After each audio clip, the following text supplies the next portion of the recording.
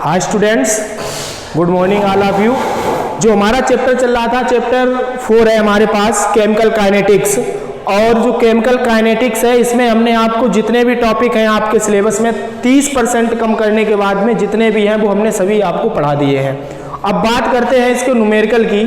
Numerical क्या है कि हमने यहाँ पर पहला प्रश्न दिया है आप लोगों को कि एक प्रथम कोट की अभिक्रिया का अर्ध आयु काल 60 मिनट है, कितने समय में अभिक्रिया का 90% भाग पूर्ण हो चुका होगा।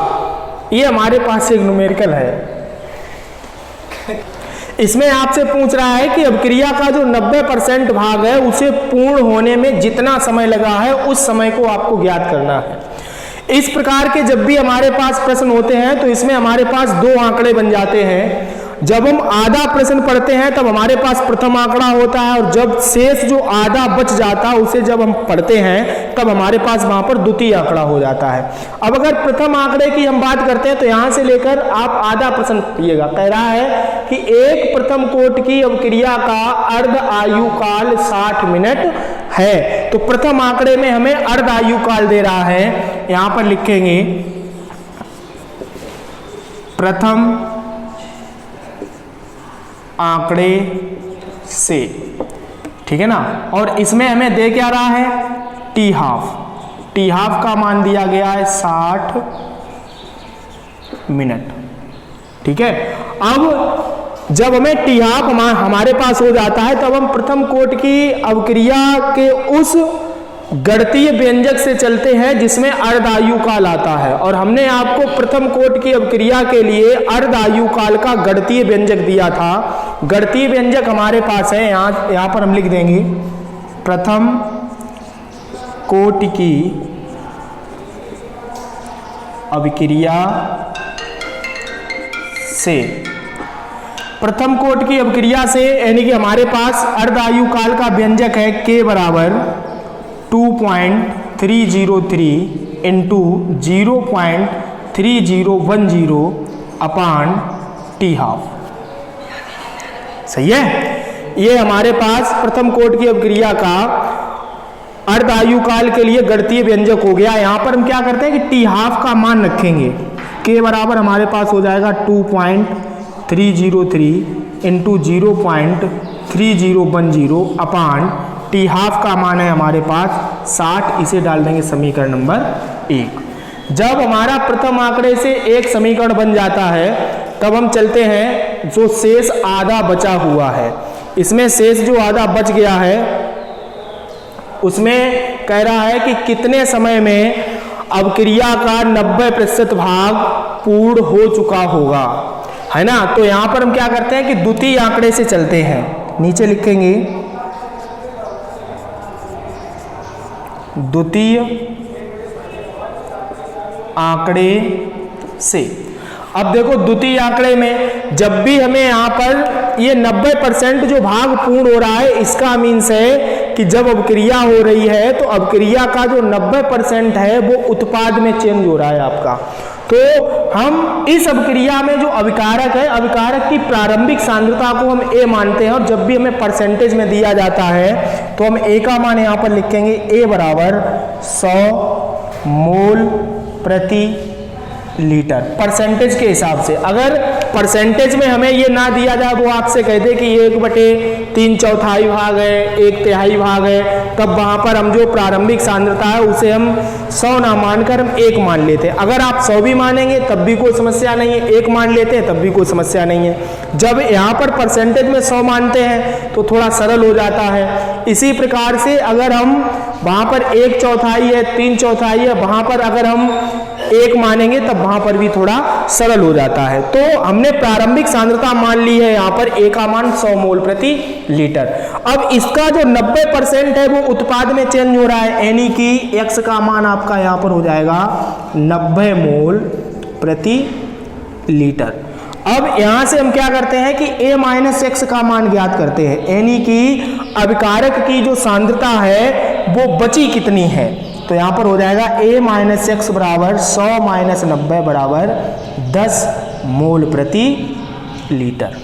और जब इतनी सांद्रता अभिकारक की शेष बची है तो यानी कि 90% पूरी हो चुकी है, इतनी आपकी शेष बची है। तो इसमें जो लगने वाला समय है वो आपसे पूछ रहा है, टी आपको ज्ञात करना है यहाँ पर।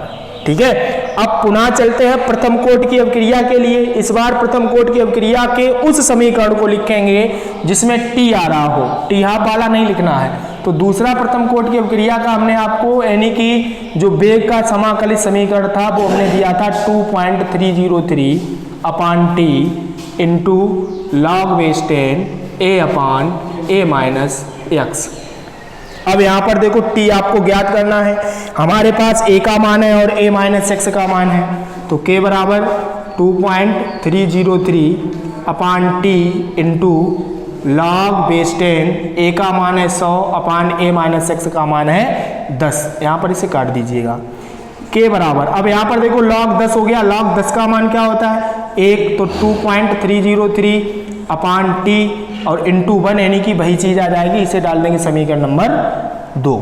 समीकरण 1 और 2 की अगर हम तुलना कर दें यहाँ पर, क्योंकि एक साइड के पक्ष आपस में कैसे हैं, बराबर हैं, तो यहाँ पर हम लिख देंगे समीकरण 1 व 2 से आपके पास क्या हो जाएगा 2.303 इंटू 0.3010 अपान टी हाफ यानी कि 60 बराबर 2.303 अपान टी। 2.303 से आपका 2.303 कट गया, कैंचीदार गुणा करो यानी कि टी का इसमें हो जाएगा तो हो जाएगा टी इंटू 0.3010 बराबर 60। तो यहाँ पर टी बराबर हो जाएगा 60 अपान 0.3010। पॉइंट हटाएंगे, 4 बिंदी बढ़ जाएंगी, एक बिंदी से एक बिंदी काट दो यानी कि एक जीरो से एक जीरो कट गया आपका। अब बचा क्या है आपके पास है टी बराबर 60,000 अपान 301। भाग देंगे इसमें तो हो जाएगा आपके पास, पहले एक बार जाएगा और इसके बाद में बचा है आपके पास अब 299 और फिर इसके बाद में जाएगा 9 बार, यानी कि जब हम यहाँ पर 301 में 301 का 60,000 में भाग देंगे यहाँ पर, तब हमारे पास आएगा, यहाँ पर हमने भाग करके देखा है, आएगा आपका 199 मिनट। यानी कि अभिक्रिया का जो 90% भाग है उसे पूर्ण होने में 199 मिनट लग जाएंगे, जबकि उसका अर्ध आयु काल है 60 मिनट। ठीक है, तो अगर इस तरह का आपसे सवाल पूछा जाता है कि अर्ध आयु काल आपको दिया जाए और अभिक्रिया का 90% है, 75% है, 99% है, 99.9% है, तो इसे ज्ञात करने के लिए हम इसी प्रकार से चलते हैं। यहाँ पर हम प्रत्येक सवाल जैसे इस टाइप के हैं जहाँ पर वेग स्थिरांक ना पूछा जाए, लगने वाला समय अगर पूछा जाता है तो वहाँ पर हम देखते हैं कि अधिक से अधिक हमारे पास प्रत्येक सवाल में 2 आंकड़े आपको प्राप्त होंगे। एक हो जाएगा आपका प्रथम आंकड़ा, जो भी आपको ऊपरी भाग दिया गया, पहले भाग में जो भी आपसे कह रहा है उसमें हम प्रथम आंकड़े से चलते हैं। मान लो ये सवाल आपको उल्टा करके उन्होंने दिया होता कि एक प्रथम कोटि की अभिक्रिया का 90% भाग को पूर्ण होने में लगने वाले समय की गणना कीजिए, जबकि जो अभिक्रिया है, अभिक्रिया का अर्ध आयु काल आपके पास 60 मिनट है। तो हम जो भाग हमें ऊपर दिया जाता है वो प्रथम आंकड़े में आ जाता है और जो नीचे दिया जाएगा वो हमारा द्वितीय आंकड़े में आ जाएगा। तो यहाँ से हम इस तरीके से कोई भी सवाल है उस सवाल के लिए अगर अर्ध आयु काल पूछता है, आपको टाइम दे रहा है, अर्ध आयु काल पूछता है तो अर्ध आयु काल भी ज्ञात कर सकते हैं। अर्ध आयु काल दे रहा है और फिर अभिक्रिया का जो भी भाग पूर्ण करा रहा है उसके लिए टाइम पूछता है तो उस टाइम को भी हम ज्ञात कर सकते हैं। तो ये हमने आपको एक एग्जाम्पल समझाया है, यानी कि न्यूमेरिकल चल रहे हैं हमारे और ये पहला न्यूमेरिकल हो गया है। इस प्रकार के जितने भी प्रश्न हैं आप लोग स्वतः लगा सकते हैं, कोई भी समस्या नहीं आएगी। आगे देखिए दूसरा प्रश्न क्या है हमारे पास। आगे हमारे पास दूसरा प्रश्न है कि सिद्ध कीजिए कि प्रथम कोटि की अभिक्रिया को 3/4 पूर्ण करने में लगा समय अर्ध क्रिया पूर्ण करने में लगे समय का 2 गुना होता है। यानी कि अभिक्रिया का 3/4 भाग पूर्ण करने में जो समय लग रहा है वो अर्ध आयु काल का 2 गुना होता है। इस चीज को आपसे वो सिद्ध करवा रहे हैं। तो सबसे पहले हम आधे भाग को पढ़ते हैं कि प्रथम कोटि की अभिक्रिया का 3/4 भाग पूर्ण करने में लगा समय। तो हम यहाँ पर क्या करते हैं कि हमने आपसे कहा था कि जब परसेंटेज में ना दिया जाए तो हम वहाँ पर 1 मान लेते हैं, थोड़ी सुविधा हो जाती है। हालांकि आप यहाँ पर 100 मान सकते हैं। 100 का फिर आपको 3/4% ज्ञात करना है, फिर इसके बाद में a-x का मान ज्ञात करना है। तो यहाँ पर देखेंगे हम किस तरीके से लगा रहे हैं। हमारे पास ये प्रथम आंकड़ा हो गया है, प्रथम आंकड़े से। प्रथम आंकड़े में देखो आपके पास हमने A मान लिया है यहाँ पर 1 मोल प्रति लीटर। ये अभिकारक की प्रारंभिक सांद्रता हो गई।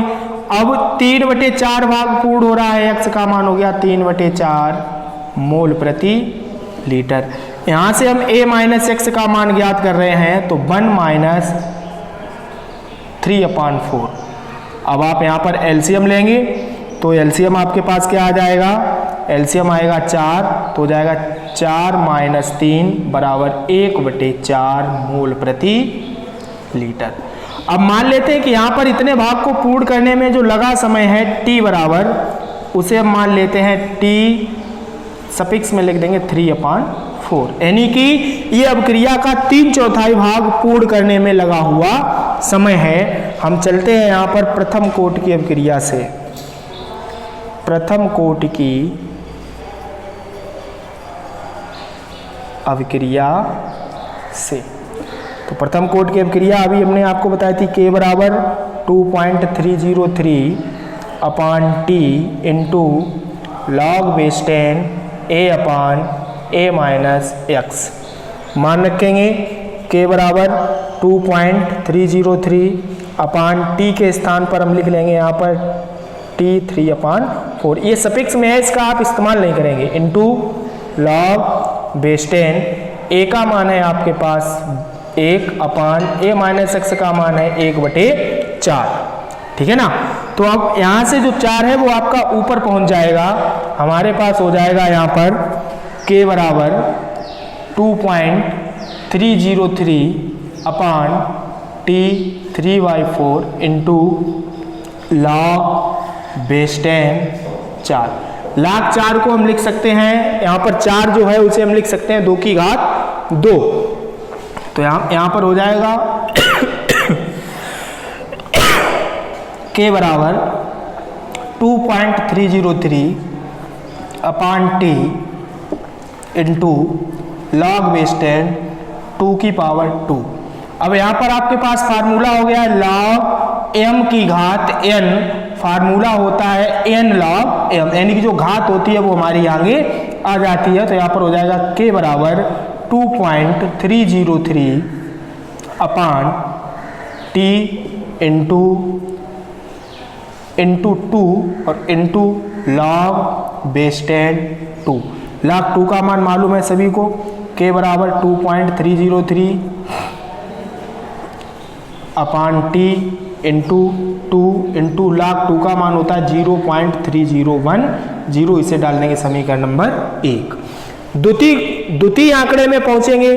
अर्ध आयु काल की बात की गई है, क्योंकि यहाँ पर कह रहा है कि अर्ध क्रिया, यानी कि हमने आपको बताया था वह समय जिसमें अभिकारक की सांद्रता प्रारंभिक सांद्रता की आधी रह जाती है, उसे हम कहते हैं अर्धायु काल। तो द्वितीय आंकड़े में अर्धायु काल की बात कर रहा है। द्वितीय आंकड़े से k बराबर 2.303 इंटू 0.3010/t हाफ। हमने यहाँ पर अर्धायु काल वाला व्यंजक है वो लगा, गणितीय व्यंजक लगाया है, इसे डायरेक्ट डाल देंगे समीकरण नंबर 2, क्योंकि हमें इस समय में और जो अर्धायु काल है इस समय में हमें संबंध चाहिए है, तो हमने डायरेक्ट इसे डाल दिया समीकरण नंबर 2। अब देखो समीकरण 1 व 2 से तुलना कर देंगे हम, तो हो जाएगा समीकरण 1 व 2 से जब तुलना करने जाएंगे तो हो जाएगा 2.303 इंटू 2 इंटू 0.3010 अपान टी बराबर 2.303 इंटू 0.3010 अपान टी हाफ।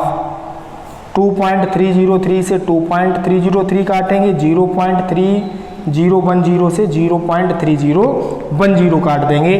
टी हाफ का 2 में हो जाएगा गुणा, तो आपके पास आ जाएगा टी 3/4 बराबर 2 इंटू टी हाफ। यही आपसे पूछ रहा था।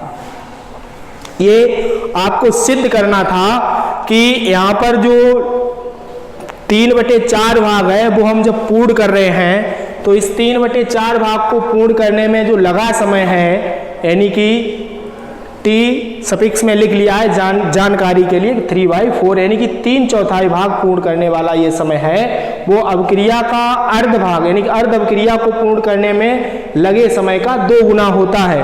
तो यहाँ पर अवक्रिया जब आधी पूर्ण होती है तो वहां पर जो भी समय होता है उसे कहते हैं अर्धायु काल। तो यहाँ पर ये टी हाफ है, इन दोनों में संबंध चाहिए था, हमारे पास आ गया।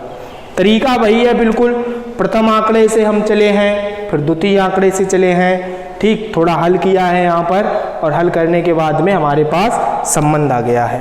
ठीक, आगे के जो न्यूमेरिकल हैं और 2-4 इसी टाइप, यानी कि अब ये तो आपके 2 प्रकार के हो चुके हैं। अगर इससे संबंधित इसी प्रकार के और न्यूमेरिकल आपसे पूछे जाते तो आपको बिल्कुल ऐसे ही चलना है। अगर यहाँ पर अर्ध आयु काल ना दे, जैसे वो यहाँ पर आपसे बोल दे कि ये 99% भाग है और यहाँ पर 90% भाग पूर्ण हो रहा है, तो इनमें जैसे मान लेते हैं वो बोल रहा है कि 3 गुना होता है, 5 गुना होता है, 10 गुना होता है, तो हमें उसी हिसाब से चलना है।